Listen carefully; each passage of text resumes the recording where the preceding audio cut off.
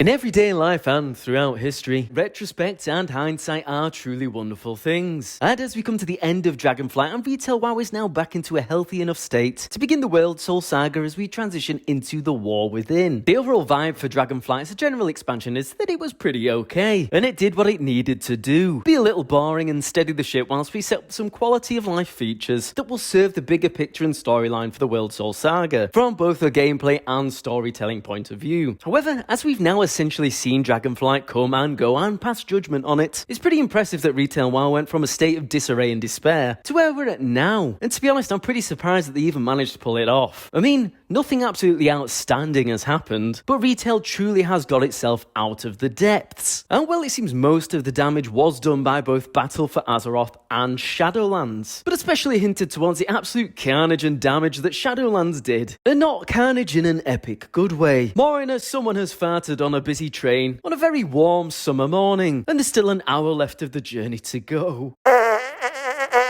And it's fair to say that the longer Shadowlands went on, the more players became disenfranchised and grew more hopeless for the current state of WoW. Sprinkled out with the fact classic WoW was booming, freshening our rose-tinted glasses and reminding us all of the glory days. And well, that festering resentment for Retail only grew. I feel we can look back at Shadowlands from a safer perspective, one that is potentially slightly less angry than before, due to some of the healing or patching up Dragonflight has done, and the very bright promise that the World Soul Saga is currently selling to us. So let's take a look back at Shadowlands and some of the reasons why people seem to indeed hate it. But just before we jump in, as always, feel free to like and subscribe if you're new here, as it helps me out a bunch. So thanks very much indeed. Now, let's get on with it. Firstly, I think it's important to highlight that as an idea on a very surface level, Shadowlands should have been a cool expansion. For example, many of the ideas that were brought to the expansion were, to be fair, pretty cool, and a lot of what other players wanted to see in the game again. And simply on paper, from a visual and theme aspect, it had a lot of what people complained about Dragonflight not having, i.e. Dragonflight is too friendly, love and hugs apparently. But in Shadowlands, we were supposed to be venturing into the mysterious and incredibly dangerous realm of death itself. And the premise of the expansion was fairly interesting too, with aims of discovering what was behind the mask of the Lich King and a completely unknown, all-powerful, mysterious land, taking us back to Northrend, and some story behind the veil of what fueled the Lich King's power or drives, pumping a bit of nostalgia into us at the same time from Wrath of the Lich King. And I think the introduction and starting zone, just to put it out there, was one of the best and most hype starts to an expansion, dare I say it. Well, at least for the first 15 minutes anyway. You began stood atop Icecrown Citadel's platform once again, the exact place you fought and defeated Arthas Menethil as the Lich King himself, for a great meeting attempting to understand the shocking acts of Sylvanas and the worrying implications it has in store for us. Picking through the broken pieces of the Lich King's armor, hearing Bolvar tell mysterious stories of a pull from another realm that was not Ner'zhul or Arthas, creating a pretty tense and on-edge atmosphere for what we're in store for, only for us to then fly into the realm of the Shadowlands where carnage is breaking out, running around with Darian Mograine and the Death Knights, regrouping to then push forward after being attacked by a completely unknown enemy. I think, to be honest with you, this part still holds up and it is pretty great, and it's a fantastic start to an expansion,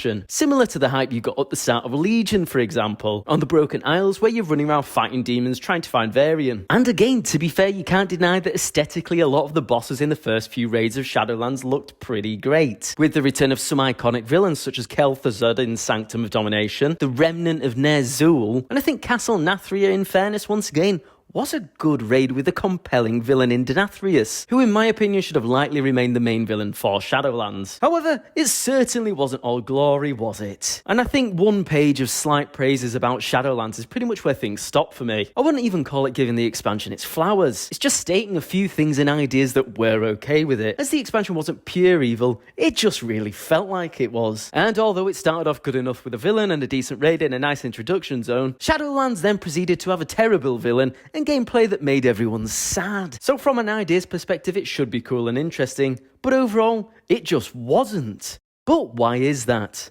Firstly, there was a clear issue with the general gameplay infrastructure that was carried out with Shadowlands, mainly focusing on issues to do with dailies and currencies that somehow turned a game that people avoided their social lives to play into a game where you literally couldn't have a social life, as missing one day of progression meant you may as well kiss sweet goodbye to your gear, your friends, your guild, your memories account, and the past 15 years of your life playing WoW. And that was pretty much the issue with ability-dependent covenants. You sold your life away to one and it was hard to switch, if you wanted to put it a little dramatically, only to be further jailed behind a horrific rep grind. Now, maybe that's a bit of an exaggeration for some people on how disappointing or irritating covenants were, but dailies in the maw truly were felt by players to be rather painful, and the game became full of chores, which made it feel as if you logged out of your work computer to then turn on WoW and begin your second work shift of the day. This was further frustrated by the point that there was a bit of imbalance and some covenants were simply more powerful than others, an issue that was always been rife in WoW and what I'm not too bothered by in some ways, but it does tend to run people up the wrong way,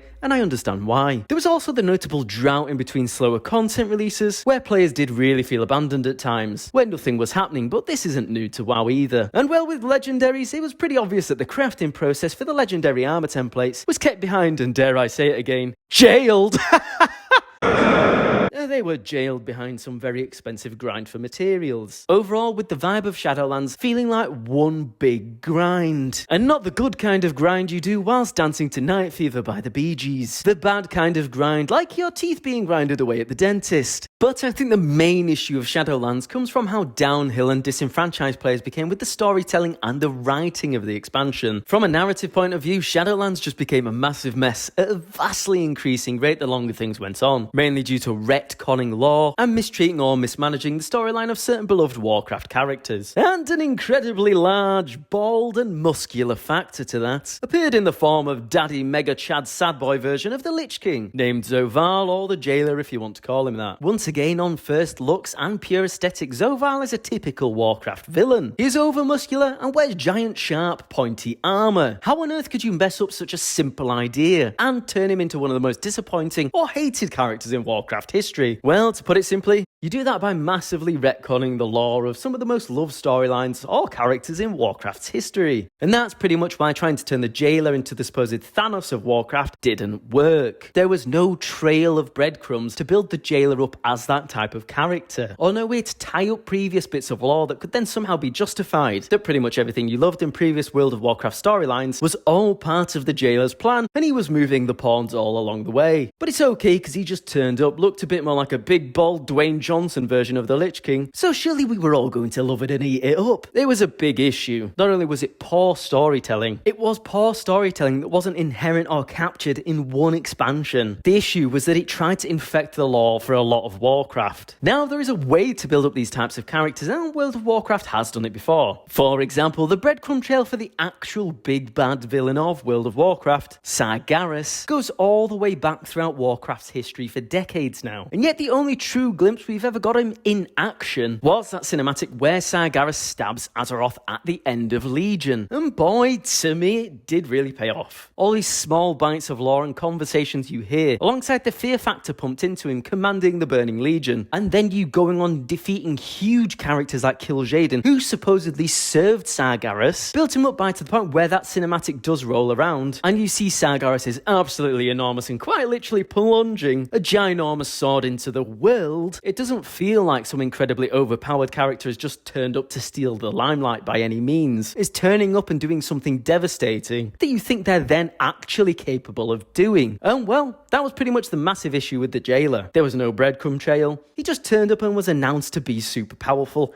and in charge of everything. Lots of people don't like that. Add that in whilst you're simultaneously destroying some certain fan favourite storylines in the process, and it's not going to go well. And one really does question the idea of retconning lore in a game that's been long built up as World of Warcraft has, considering the fact it's a generally terrible idea. It's the same effect as when a lot of big decisions have been made in a movie, and at the end the main character wakes up and it has all been a dream, and nothing that happened had any actual true weight or meaning. I mean, imagine at the end of Harry Potter, he wakes up and he's still in the cupboard under the stairs. Not the most ideal ending, is it? Well, for most people anyway. The writers simply wanted to magically work this guy up to be a huge character out of nowhere by going, Yeah, remember everything you loved from Wrath and a lot of other expansions? All this dude's idea, trust me, it's pretty good, he's awesome. It kind of feels like one of my favourite lines from the classic series Blackadder. The eyes are open, the mouth moves, but Mr. Brain has long departed. And further to bad writing, we had the mistreatment of very loved characters, such as Sylvanas or Bolvar as the Lich King, or whatever on earth they were trying to do with Anduin, and especially the treatment of Arthas, saying he's just that little soul fragment at the end. I mean, come on. So much more could have been done with the idea of being in the Shadowlands and the lingering soul of Arthas, and getting to see what's happened to him since his fall as the Lich King. Does he regret anything he did? Does he feel like when he was that proud prince anymore? Does he want redemption? Or is he still just pure evil? It could have been so interesting. I think something that hindered Shadowlands outside of the expansion itself was some background noise for the expansion, such as what happened to that gigantic sword that Sargeras stabbed into Azeroth? I mean, we're going to get to know these answers finally in The War Within and the World Soul Saga, but we had these at the back of our minds at the time. I think also in retrospect, Dragonflight has overall been good, I'd say. But when we were stuck in the sludge that was the Shadowlands, the Dragonflight trailer wasn't particularly the most exciting thing in the world, was it? Or one that seemed to convince many people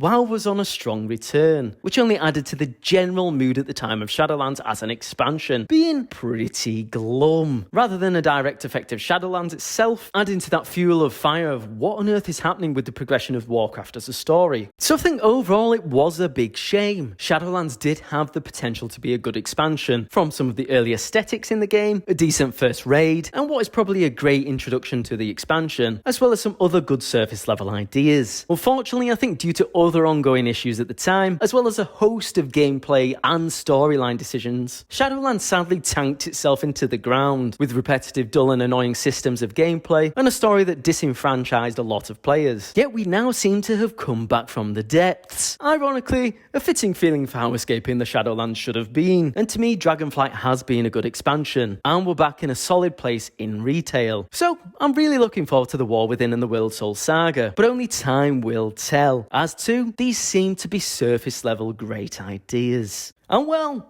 look where that got us last time. But hey, let me know what you think. What were your frustrations with Shadowlands? Were there any I missed out? Or were you one of the few that did love this expansion? Do let me know in the comments. As always, if you're new here, feel free to like and subscribe. And on that note, I think I'll say ta-ra for now, and I'll see you later.